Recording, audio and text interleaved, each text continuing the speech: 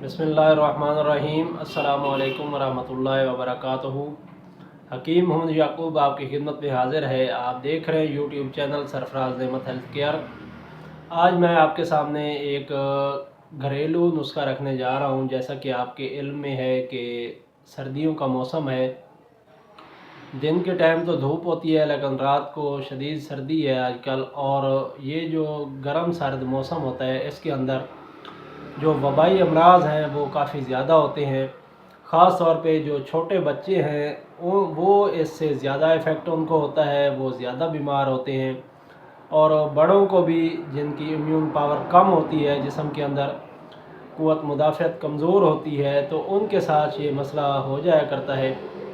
ख़ास तौर पे नज़ला ज़ुकाम, छींकें, बहने वाला नज़ला, और कुछ लोगों को बंद नज़ला भी हो जाता है। बंद नज़ले की भी शिकायत आ रही है, बंद नज़ला भी हो जाता है। और साथ में सर दर्द, बुखार, पट्ठों का खिंचाव। और ये जो बुखार है आजकल इस मौसम के अंदर, और अगर आपको मच्छर काटने की वजह से अगर हो जाए तो फिर मलेरिया की शिकायत भी हो जाती है। इसको अगर इब्तदा ही में ही इसको कंट्रोल कर लिया जाए, इसको ठीक कर लिया जाए, तो ये काफ़ी फ़ायदा होता है। अगर ये पुराना हो जाए बुखार, तो फिर ये अपनी शक्लें तब्दील कर लेता है और क्रॉनिक सूरत इख्तियार कर लेता है। तो इस सूरत में आप सबसे पहले कोशिश करें कि आप ग़िज़ा जो है वो सादा खाएं, घर की ग़िज़ाएँ खाएं, बाज़ारी चीज़ों से परहेज़ करें।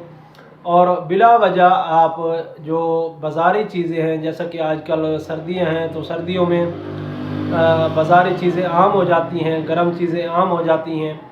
तो बाज़ार की चीज़ों की बजाय आप घर में बना के चीज़ें, जो भी खुराक इस्तेमाल करें, वो बेहतर है।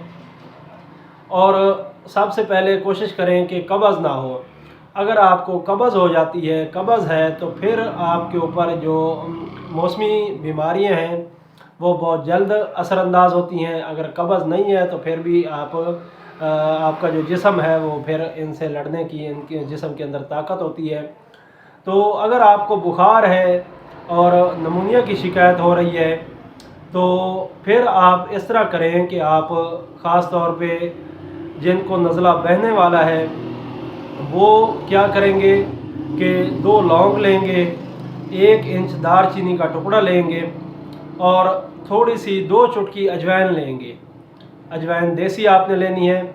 इसका आपने 1 कप कहवा बनाना है और इसको शहद के साथ मीठा करके आप इस्तेमाल कर सकते हैं। सुबह दोपहर शाम 1-1 कप पिएँ।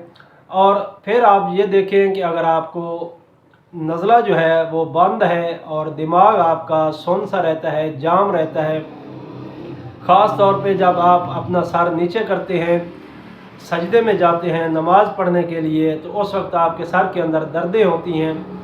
ऐसे महसूस होता है कि जो दर्द है वो सर की तरफ पलटा हुआ आ रहा है।